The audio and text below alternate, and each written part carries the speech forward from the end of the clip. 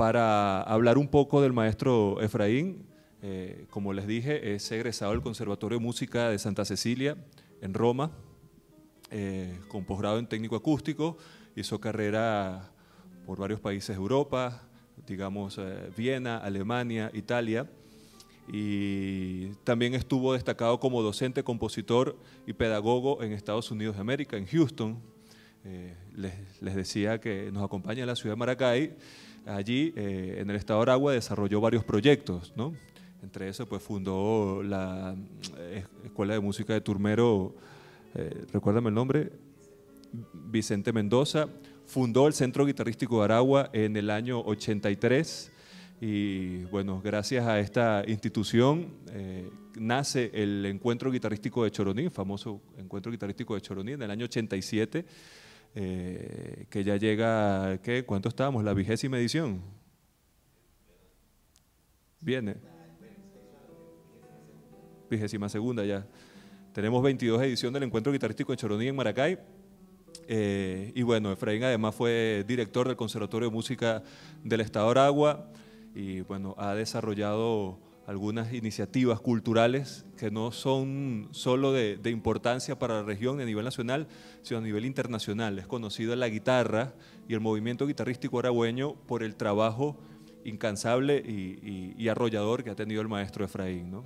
Hoy nos acompaña, como les dije, con la conferencia La Firma de Antonio Lauro, que pues él nos explicará mejor que nadie de qué se trata. Bienvenido, maestro, al primer Festival de Guitarra de la Universidad Simón Bolívar.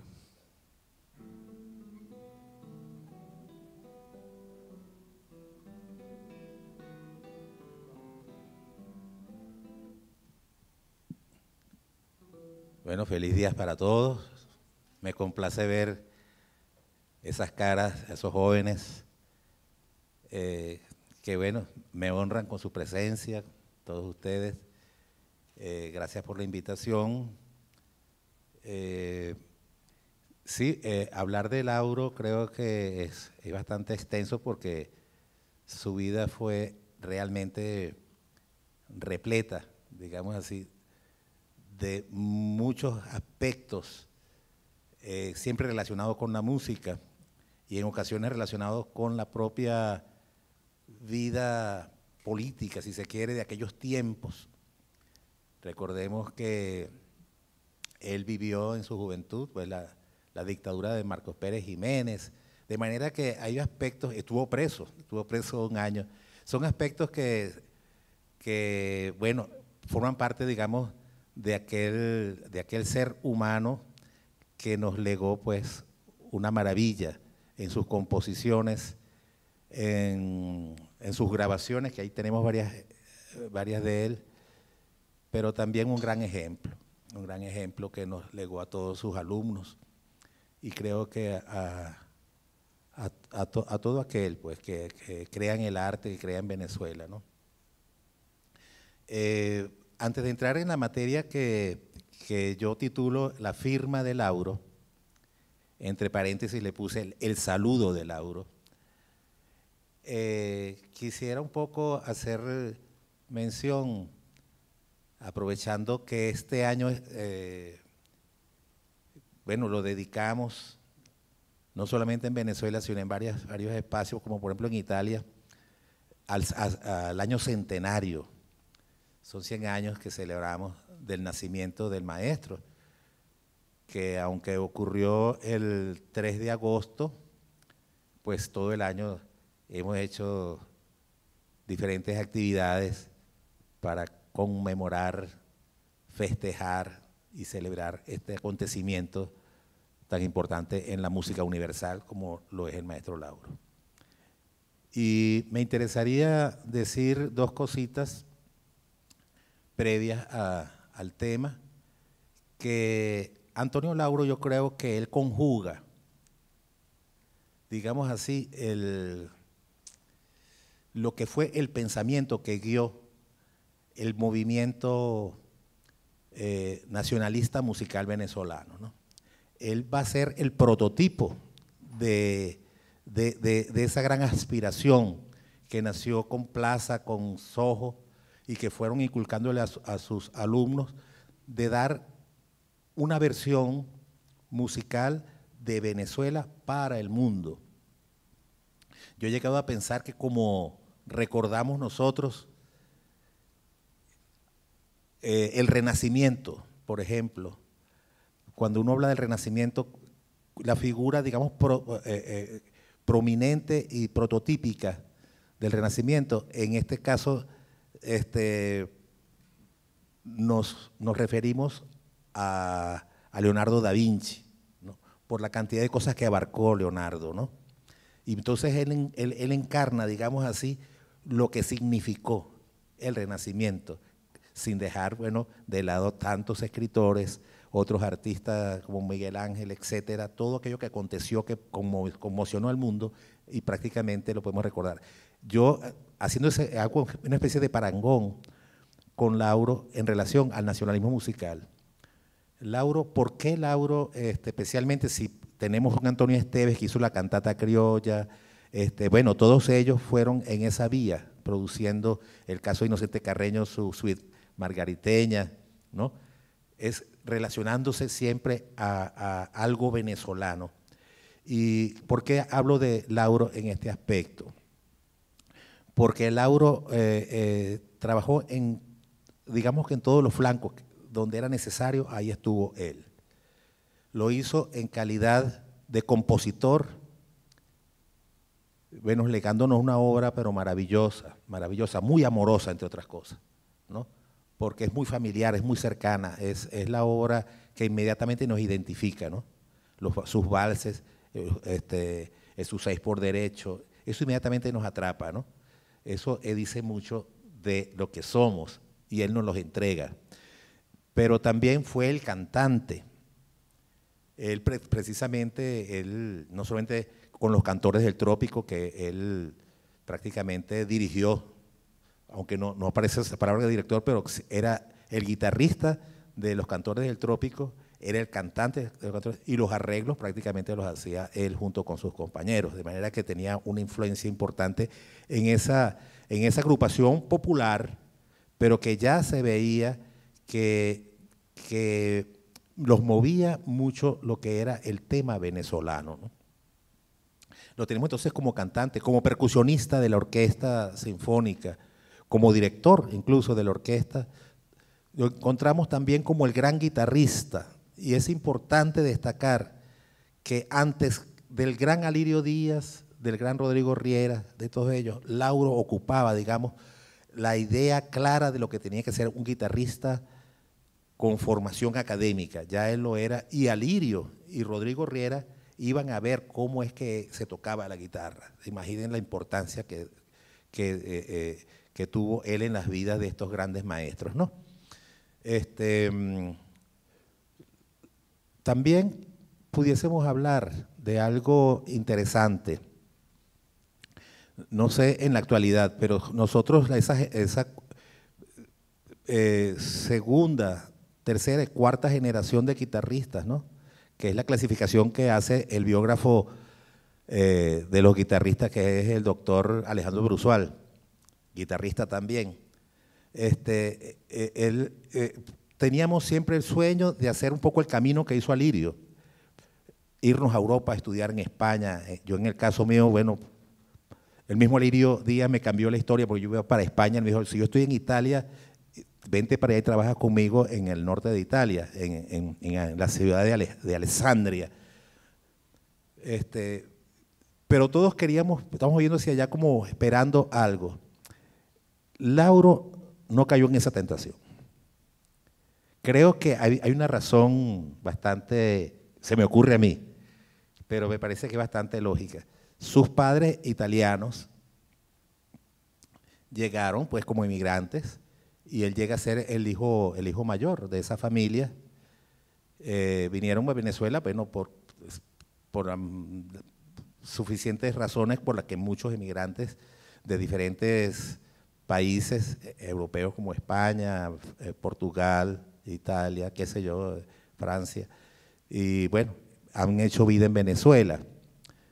Entonces, Lauro creo que allí no tenía ese gusanito de estudiar allá, Por el contrario, él todos sus estudios los culminó en Venezuela, en Caracas.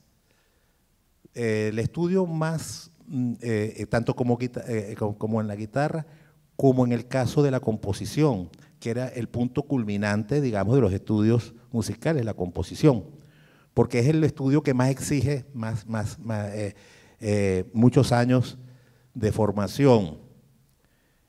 Sin embargo, Lauro los culmina con su maestro Vicente Emilio Sojo. Sin embargo, creo que va a ser el más universal de todos los compositores de su generación.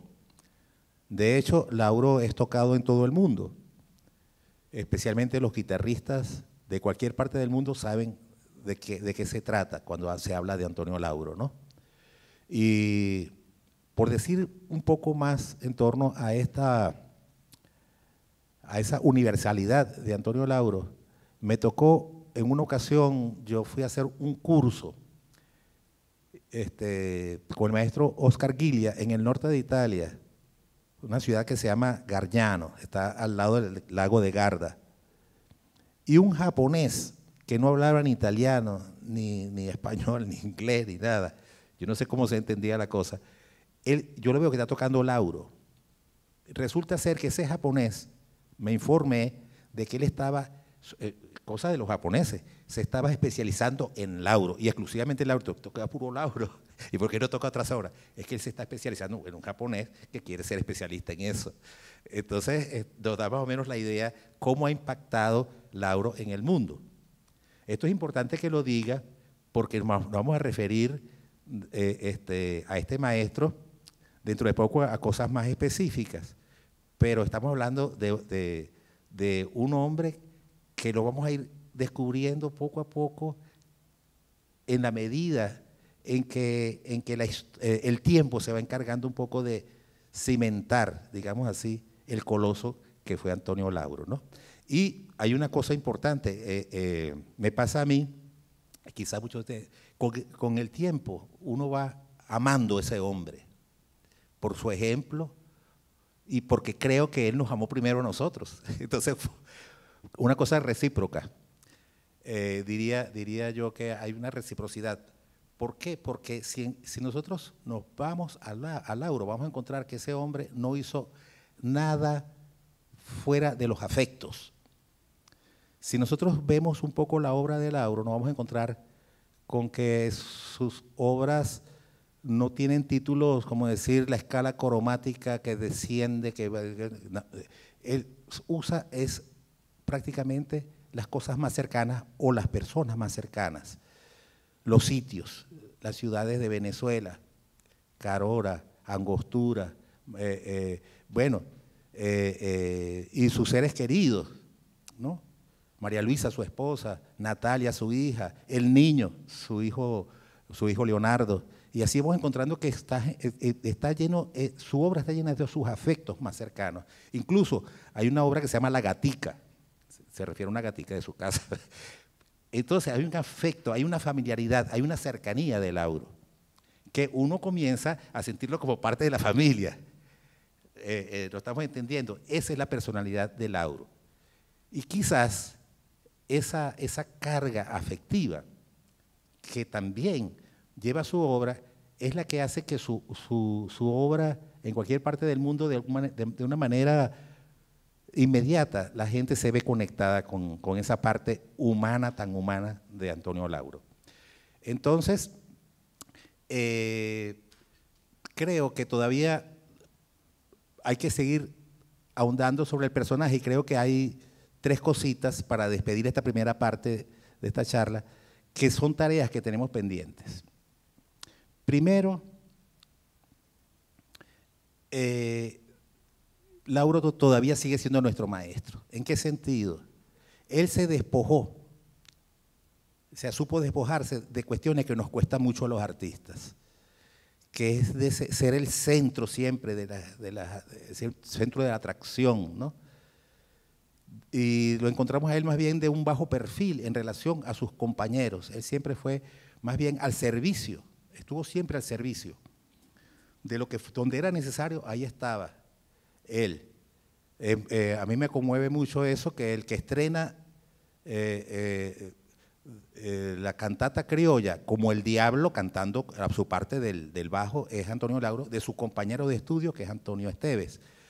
Entonces, siempre al servicio de los demás. Cuando fue presidente de la Orquesta Sinfónica, bueno, lo que luchó por lo que él sabía la historia que costó levantar esa orquesta, la primera Orquesta Sinfónica de Venezuela. Él llegó a ser presidente, bueno, y se entregó por entero. Bueno, hay varios episodios, algunos de ellos los conozco yo de primera mano, pero siempre fue al servicio, ¿no? Y le decía yo a Jonathan El Baruqui, quien me presentó, que hay una foto que él mismo, que el mismo Jonathan me dio en una ocasión, me dice, esta foto es muy reveladora, que está Antonio Lauro sentado, Alirio Díaz está de pie, y está el maestro Antonio Lauro en esa foto, entregándole la guitarra al maestro Alirio Díaz. Y es reveladora y a mí me conmueve, porque siendo prácticamente Lauro un guitarrista connotado, le cedió su puesto a Alirio Díaz, porque entonces la idea fue, yo sigo componiendo y tú tocando, y en realidad fue un éxito en Europa, esa mancuerna, como dicen los mexicanos, esa dupla, esa llave que crearon ellos, y llevó no solamente el nombre de ellos, el nombre de Venezuela muy en alto, y fue un momento de gloria para Venezuela, el que se vivió en la guitarra especialmente, gracias a las manos de Alirio Díaz y a las composiciones de Lauro. De manera que ese desprendimiento que tuvo Lauro, es decir, pudo vencer la vanidad que todos tenemos, y sobre todo si somos artistas, somos más fáciles, somos presa fácil pues, de caer en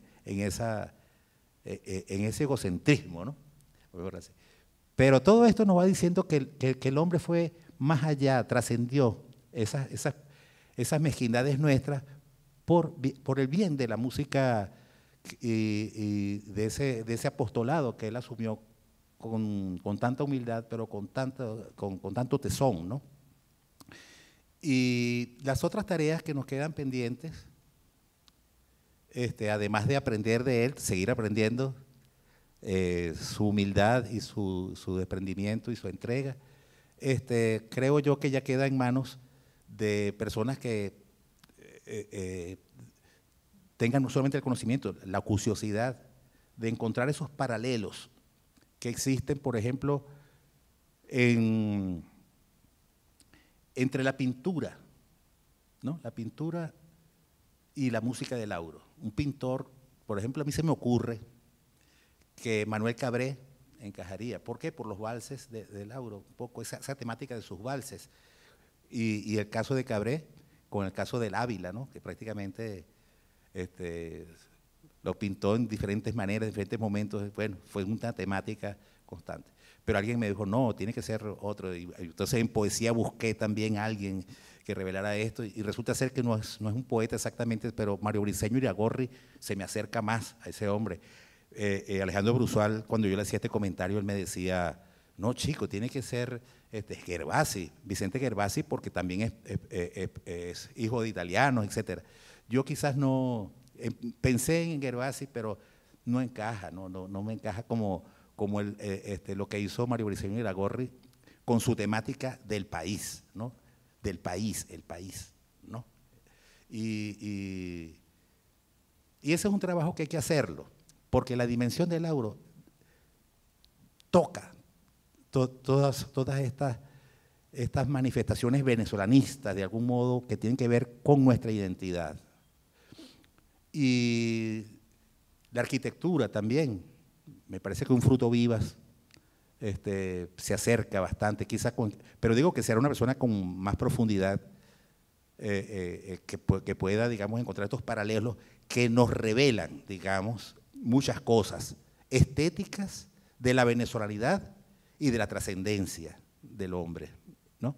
Esto es muy revelador, porque siempre hay coincidencias en las artes, siempre hay coincidencias, y hay coincidencias muy felices, ¿no?, en las artes, que hace que uno pueda identificar este periodo tiene este producto, este es el producto estético de determinado periodo estético, ¿no?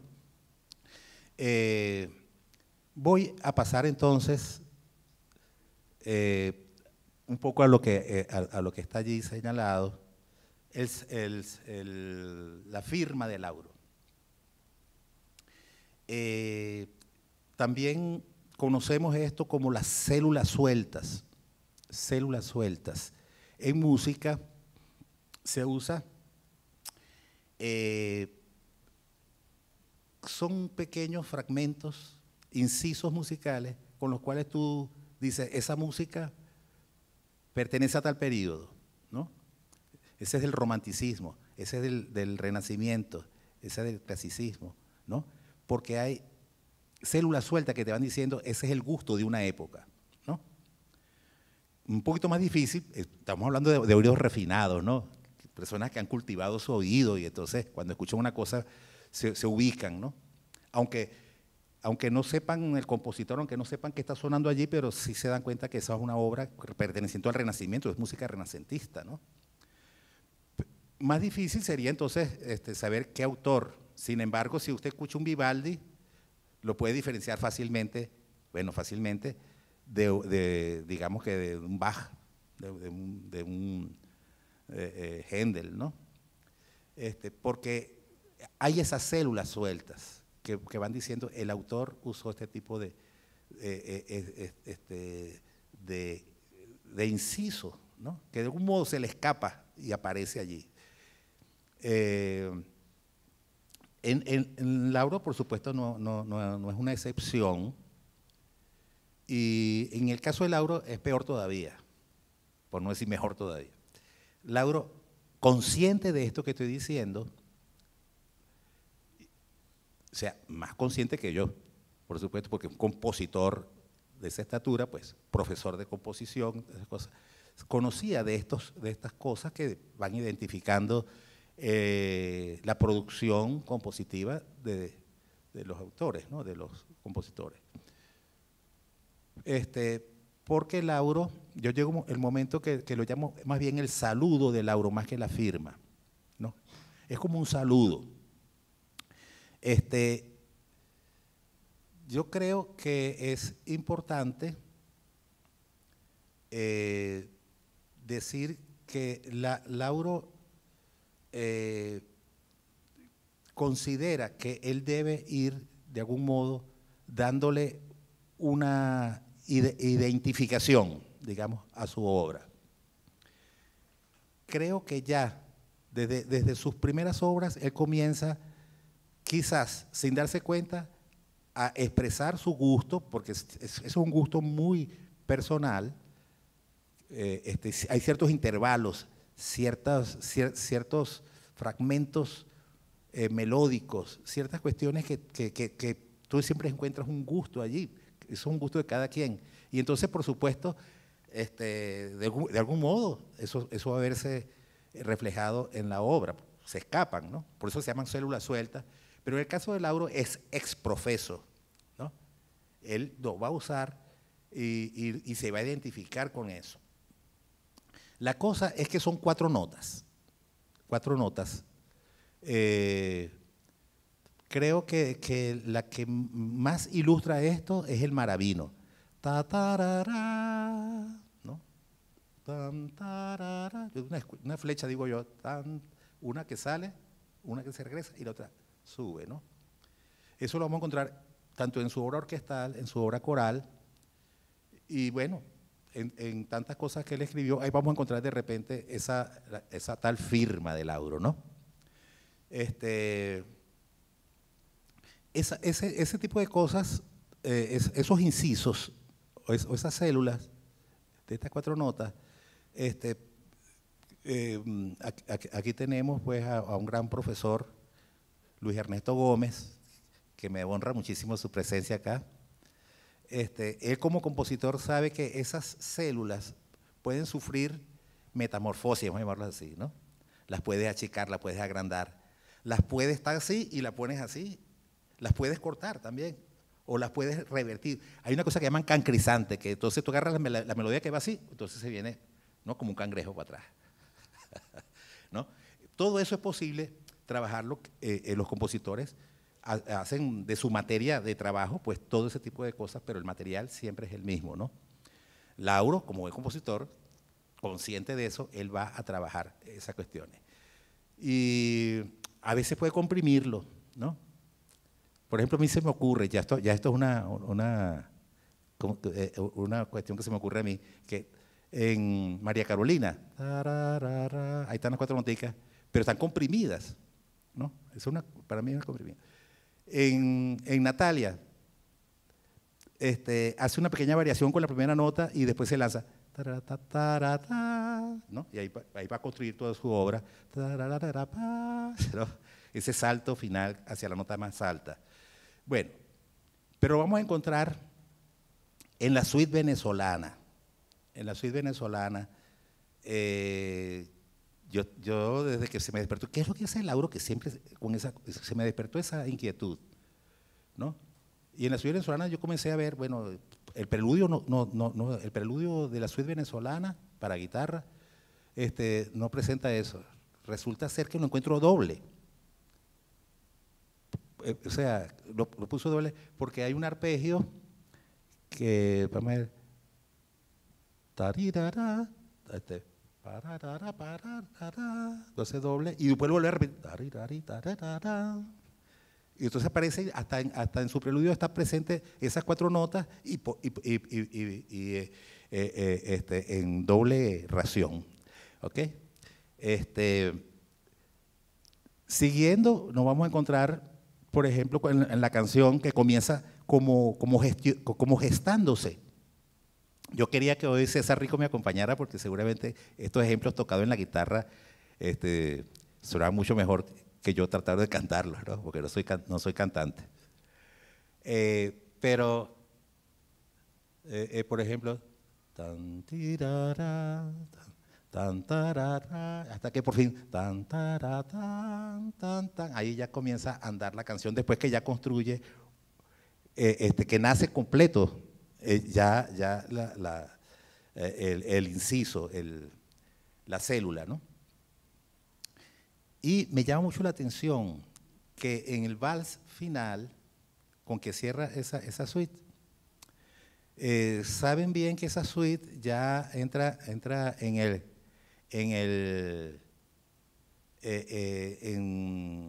el estilo, digamos, politonal, vamos a decir, siempre más modulante. Ahí es sumamente interesante porque si bien él viene desde que arranca su suite ya con ese tratamiento más impresionista, vamos a decir así, ¿no? Más liberado, digamos así, de la tonalidad. Resulta ser que en el 4.º movimiento, en el vals, llega un momento en que él ya considera que debe irse hacia el final, ya debe cerrar, ¿no?, esa cuestión, y lo hace de una manera triunfal. ¿Cómo lo hace? Con esa cuestión, tarararán, tarán, tarán, tarán, y se va y cae en la mayor, pero el más grandote que consiguió en la escala, que se hace en el 5.º traste, en la mayor completo, y con ese acorde de la mayor declarado, culmina la obra. Es decir, ya está, ya basta de estar divagando, vamos a hacer la mayor. ¿Y cómo fue que encargó eso? ¿Cómo se encargó? Bueno, hizo esa conexión a través de su saludo. Tarán, tatán, ¿no? En su obra coral, una de las obras que yo más amo es Allá va un encobijado. A mí me gusta decir encobijado. Y entonces, después de esa parte inicial que comienza, digamos, una homofonía, allá va encobijado por el pelado del campero, entra el bajo, así se va, y las otras voces van a hacer imitación de eso. Quiere decir que las cuatro notas van a estar en todas las voces. En otra obra de él, que es muy popular en los coros, Crepuscular, ¿no? El aire se ha dormido entre la fronda inclinada, hacia el sur y sobre el suelo. ¿no? Un samuro volando se ha dormido, parece un roto en el azul del cielo. Parece que no vuela casi nada, parece un roto en el azul del cielo. Ese es el texto que agarra él, de uno de nuestros poetas. Decir samuro, eso es una palabra que usamos los venezolanos, ¿no? ¿No? Y por supuesto el autor, creo que es Ramón Cruz, que fue un poeta muy apreciado por los nacionalistas, porque prácticamente hacía mucha mención a cuestiones nacionales, ¿no? Y muchas veces hasta costumbristas, de manera que quedaba mucho más arraigada la idea del nacionalismo musical. Bueno,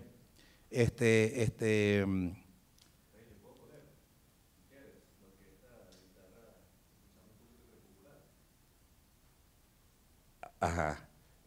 Sí, bueno, ahí yo me puse a ver la obra y digo, bueno, pero no está presente la cuatro notas. Resulta ser que la parte del bajo se encarga de hacer eso. Así se va. No, perdón, ¿cuál es el otro? El que es popular. Entre la fronda inclinada. Ahí están las cuatro notas. Y si nosotros seguimos insistiendo en su obra, yo me puse a decir, bueno, tenemos que conseguir un laurófilo, ¿no? Que se encargara un poco de señalar cada vez que el maestro nos saluda, porque yo lo considero un saludo amoroso. De hecho, ya les voy a hablar de esta parte familiar, cercana, tan nuestra, de Antonio Lauro. Pero eso lo hicieron la orquesta de guitarra, ¿no? Vamos, la habladera mía se calme un poco.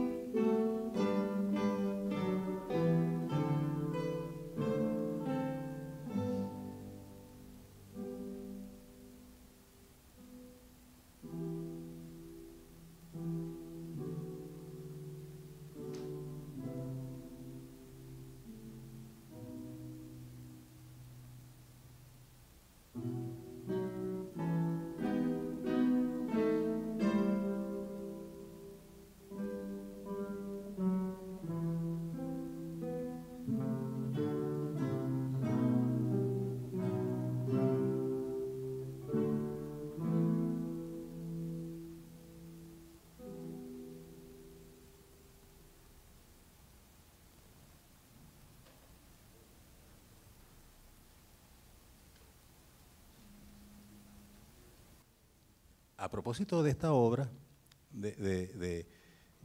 yo creo que especialmente en esta obra, quienes sean guitarristas se dan cuenta que lo pueden tocar en la guitarra. Aquí lo hizo la orquesta de guitarra, pero la guitarra sola prácticamente está en mi menor incluso, que es una guitarra, que es una tonalidad bastante guitarrística, ¿no? Y entonces a mí se me ocurre que Lauro llevó este trabajo a Vicente Emilio Sojo, pero lo basó en la guitarra, lo basó el trabajo, que hay quienes lo basan en el piano, hay quienes ya son compositores que sin necesidad de instrumentos tienen sus sonidos acá, pero esa es una cosa muy interesante. La vinculación de la guitarra, la voz, la música, el universo sonoro de Lauro. a propósito de esto que yo decía anteriormente, un fenómeno dentro de la escuela de composición que se creó en Venezuela con Vicente Emilio Sojo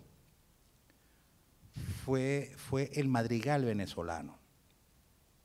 Nosotros, cuando estudiamos composición, vamos a hacer, pasamos después de la armonía de composición, porque hay una armonía complementaria que se llama, ¿no? Pero hay una armonía de composición. Después de eso viene el contrapunto, ¿no? En el contrapunto de las diferentes especies. Después vienen los trocados, que se llaman los trocados. Después viene coral, por ejemplo, el coral variado, bueno, etcétera, hasta llegar a la fuga, porque la fuga, digamos, que es el punto culminante, digamos, de lo que es el contrapunto, ¿no? Del rigor contrapuntístico. Y eso tuvo un periodo musical muy importante, del máximo desarrollo que tuvo el contrapunto, lo tuvo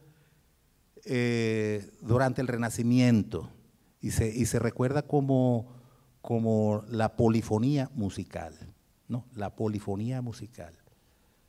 Esto es muy interesante, porque si bien nosotros tenemos que abordar, digamos, que lo que pasó allí entre los compositores de aquel periodo, porque prácticamente llevaron el contrapunto a su máxima expresión.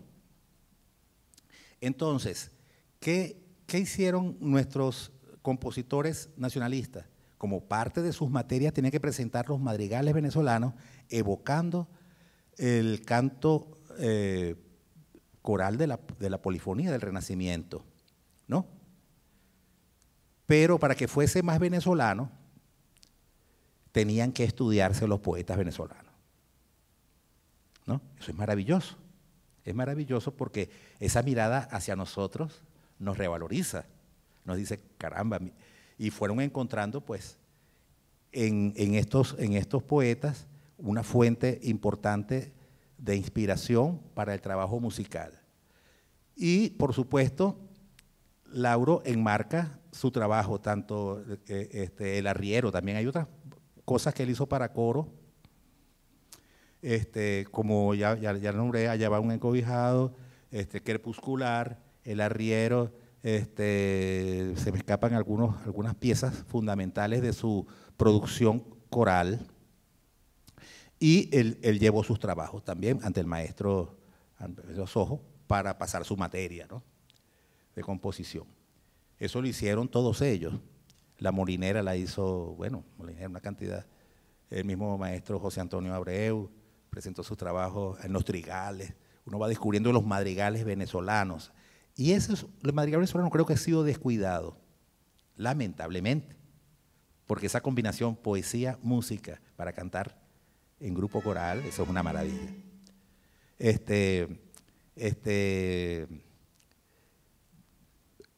Creo que he abordado el tema que quería compartir con ustedes de manera, bueno, pues, se me escaparán algunas cositas, pero ya tendremos una sesión para que compartamos, digamos, preguntas, yo trataré de responder, pero Jonathan El Baruki creo que tiene un video por allí, el maestro Lauro tocando su obra. Vamos a disfrutarlo, aunque sea… ¿Qué obra tocaría el maestro? Toca María Cristina, dedicada a la nieta, pero más allá hay algo de importancia en la entrevista sobre un mensaje que deja el maestro Lauro antes de fallecer. Ajá. Bueno, poco antes de morir él dejó un mensaje. Bueno, chévere, porque entonces esto viene como a realzar, digamos, este encuentro nuestro con el maestro Lauro. Yo me voy a sentar de aquel lado porque no me quiero perder eso. Entonces tú vas a explicarles a ellos. Okay. Bueno, tengo que participar con agrado, que voy a tocar en una guitarra venezolana de Ramón Blanco, hecha para mí especialmente, una magnífica guitarra, una canción de cuna llamada María Cristina, hecha para mi nieta.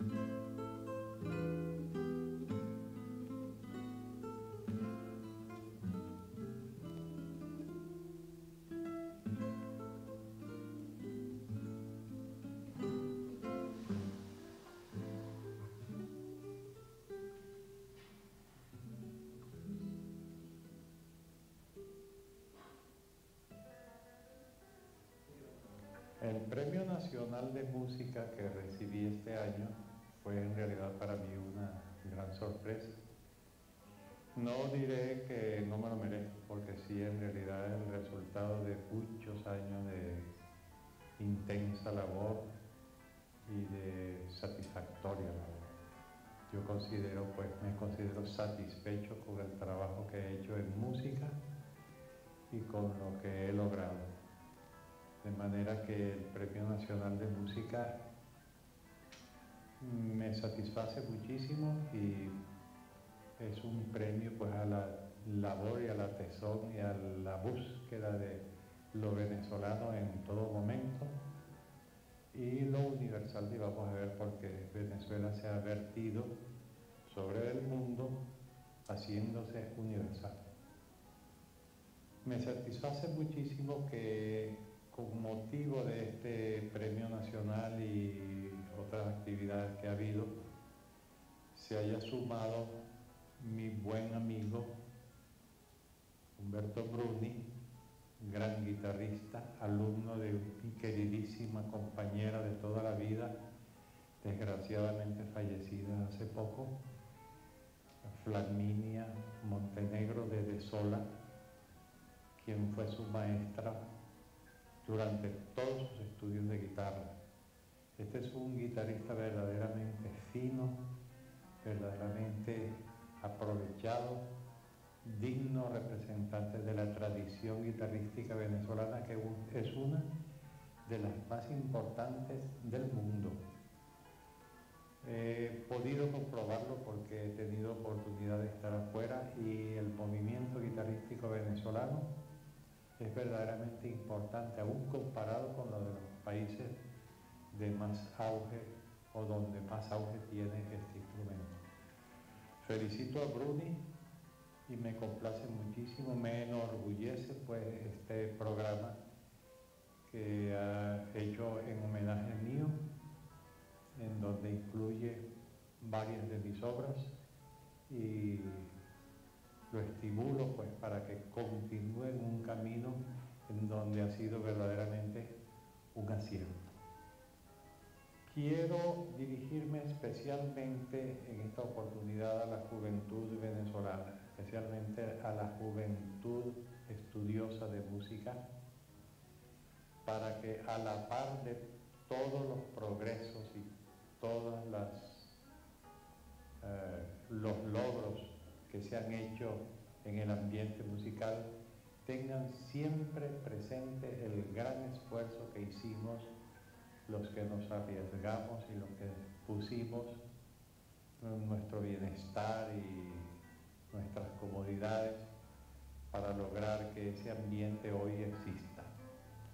Tener siempre presente los fundadores de este gran movimiento musical actual, que son el maestro Vicente Emilio Sojo, Juan Bautista Plaza, Raúl Borges y tantos, pues, a los cuales le agradecemos la situación magnífica que hoy ocupa la música y que nos ha permitido, pues, una posición en el mundo que nos llena de orgullo. Este es el verbo de un hombre que dedicó su vida a Venezuela y que las generaciones de relevo tienen la obligación de conservar y difundir, porque en ello demostrarán el amor a su pasado más reciente.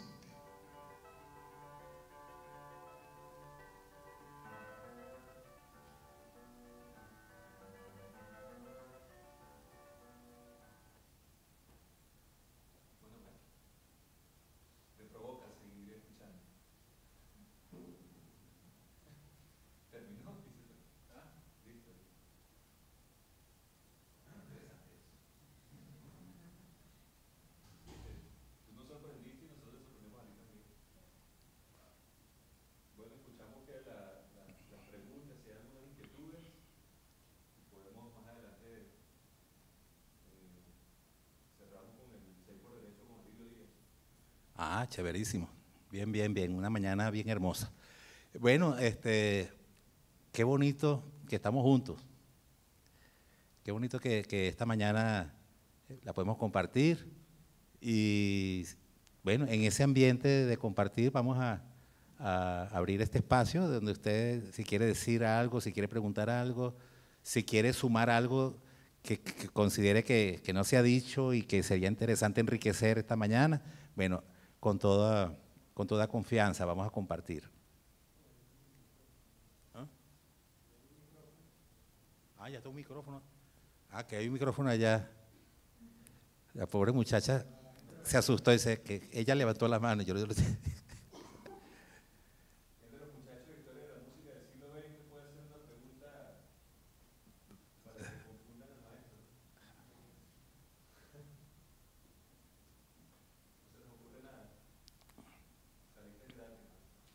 ¿ah? Bueno, no, maravilloso. Pienso que es importante que nosotros nos sintamos orgullosos de nuestro maestro Antonio Lauro. En lo particular tengo tanto agradecimiento a él.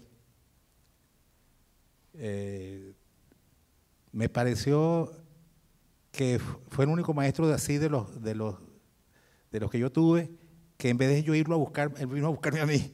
Una cosa que prácticamente forma parte de la personalidad de él. Yo toqué precisamente la suite venezolana y él fue que se me acercó. Y me dice, este muchacho, yo tenía, era 20 años, toqué la obra y entonces él se me acercó y dice, ese muchacho, chico, toca, te felicito porque has tocado la cosa como guapeando ahí, como dándome ánimo, ¿no? Entonces yo le hice el comentario, sí, maestro, lo que pasa es que creo que la edición tiene algunos errores editoriales. Él me dice, horrores es lo que tiene eso. Y yo aproveché y dije, maestro, pero entonces puede usted corregirme la obra. Y dije, claro, chico, con aquella sencillez. Y entonces aproveché yo, bueno, de corregir los errores que tenía la partitura, bueno, y disfrutar pues de una de las glorias, tenerlo allí cerca, hablándome, diciéndome, bueno. El caso fue distinto de Alirio Díaz y de Rodrigo Riera. Yo tuve que ir detrás de ellos, ¿no? Y entonces, bueno, finalmente obtuve, bueno, esa dicha de que me dieran clase. De manera que quiero que este momento sirva para que sepamos que uno de los grandes compositores universales de la historia de la música es nuestro, y es Antonio Lauro.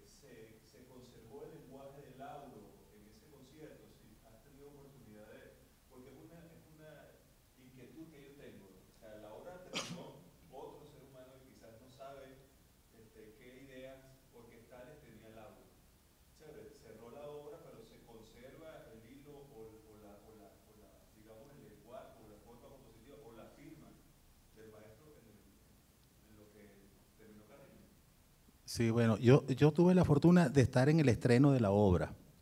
El propio Alirio Díaz la estrenó, no recuerdo si fue la orquesta, no recuerdo la orquesta, porque eso fue en Los Teques. Teníamos un festival de guitarra, estaban todos los maestros allí. Estaba Alirio Díaz, estaba Rodrigo Riera, Rómulo Lazarde, estaban toda esa cantidad de guitarristas. Y bueno, entre las actividades que se tuvieron durante esa semana, ese festival, estaba el estreno de la obra, que por cierto lo dirigió el propio Carreño, ¿no? Y bueno, fue un momento muy bonito porque Carreño, que murió creo que recientemente, con toda esa cantidad de años que tenía, era un hombre muy chistoso, muy ocurrente y uno disfrutaba mucho, de manera que los ensayos con la orquesta y con Alirio Díaz, eso era una muerte, todo el mundo muerto de risa con los chistes de él, era una cosa bastante divertida, pues. En vez de ser un trabajo, pues aquello se convertía más bien en un encuentro entre personas que bueno, estaban listos para sonreír, para disfrutar, para bueno, pasarla bien. Y yo no recuerdo bien la obra desde el punto de vista de la orquestación. La parte guitarrística creo que bueno, la cosa es que si nosotros vemos el concierto de Antonio Lauro, el número 1, y entonces lo compara con el otro, prefiere al 1, el primer concierto. De manera que entonces es un poco como que le echó sombra al segundo concierto, que lamentablemente el propio maestro no pudo terminar. Y quizás lo que nos hace falta, quizás es una mayor promoción de ese segundo concierto, para entonces escucharlo con más atención, con más detenimiento, porque con la euforia del estreno y bueno, de todos esos maestros allí, la prensa, todo aquello, pues la parte musical detenida y que uno debe hacer con más conciencia, pues yo personalmente no tuve tiempo de apreciarlo en esa dimensión.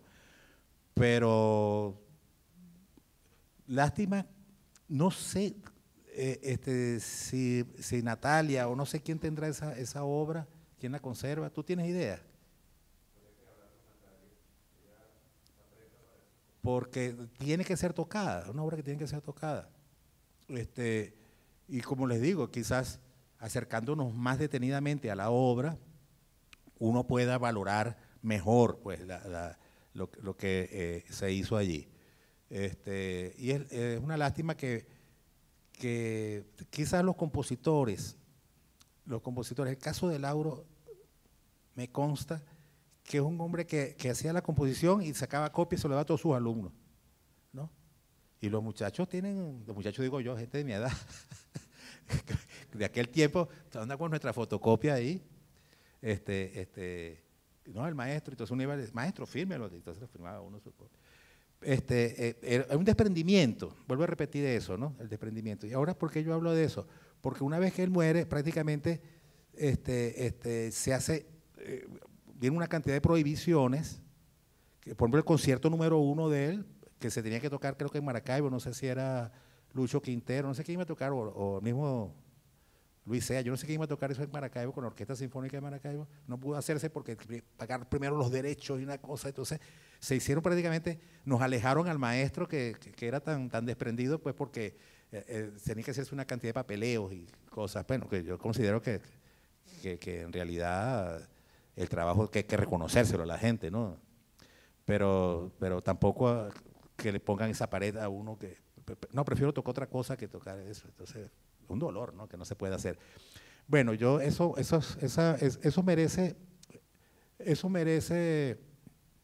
que uno sepa dónde está esa obra y en qué estado está, si es que está clausurado, el acceso, no sé, porque es importante que eso prácticamente es, como los grandes compositores, la inconclusa de Antonio Lauro, ¿no?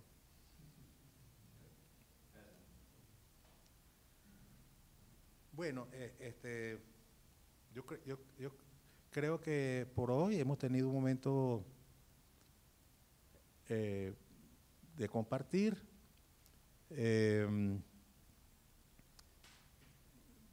Si alguien quiere clausurar, bueno, yo creo que ya es suficiente por hoy.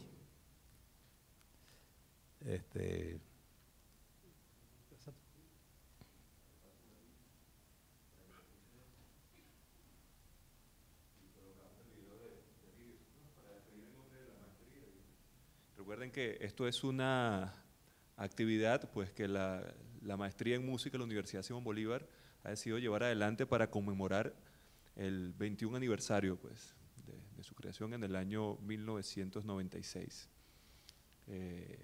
Gracias, maestros, por sus palabras, por sus conferencias, por su sabiduría, como siempre. Estar junto a ustedes es arroparse pues, de un cúmulo de conocimientos. Y yo creo que podemos terminar pues, con ese mancuerna que tú decías, ¿no? Con Alirio, que desde que estaba chamo, que yo escucho esta versión, me parece interesante porque sabes que el 6 por derecho queda en la dominante, ¿no? Termina allí, y aquí Alirio hace la tónica, ¿no? Yo creo que en algún rincón de Europa tocó esto, que para no dejar a la gente con la sensación de que algo más venía, terminó en la tónica. Entonces, escuchamos al maestro Alirio Díaz. El 6 por derecho del maestro Antonio Lauro. Gracias por su presencia, gracias maestro Luis Ernesto Gómez por la compañía y por el apoyo, y a todo el equipo que hizo posible esto. Gracias, muchachos, seguimos en sintonía. Esta tarde continúa las actividades del festival a la 1:30, el maestro Pablo Gámez con un recital de guitarra que le ha denominado guitarra latinoamericana, y entonces en Maracay me dice guitarra latinoamericana y metí cosas escarlati. Entonces, pero él va a acomodar el programa. El próximo miércoles tenemos un concierto allí en la Galería de Arte, en manos de Samuel Machado, que nos acompaña de Trujillo, Gustavo Bencomo, de acá de Caracas, y Pablo César Maldonado, que él nos acompaña de Barquisimeto, del Estado Lara, que viene, además, es su concierto, él es un guitarrista de muy buena talla, pero viene a hacer la maestría, ¿no? Entonces su concierto, entonces va a ser su audición. En la tarde vamos a tener una conferencia con el profesor y magíster Rogelio Morín, que va a hablar sobre el desarrollo del movimiento guitarrístico aragüeño visto desde sus protagonistas. Y cerramos el miércoles 22 con una conferencia en las manos del profesor Luis Ernesto Gómez, que habla sobre la investigación en el intérprete. Importante conferencia. Y cierra en la tarde con Wilmer Rondón, mi persona y el dúo Ataca, que es un dúo conformado por el profesor de flauta de acá de la Simón Bolívar, Andrés Hilo Rodríguez, y mi persona en la guitarra. Entonces ya más o menos están enterados de la programación, por si acaso no han visto el afichito, ¿no? Bueno, nos despedimos, maestro. Gracias. Permiso.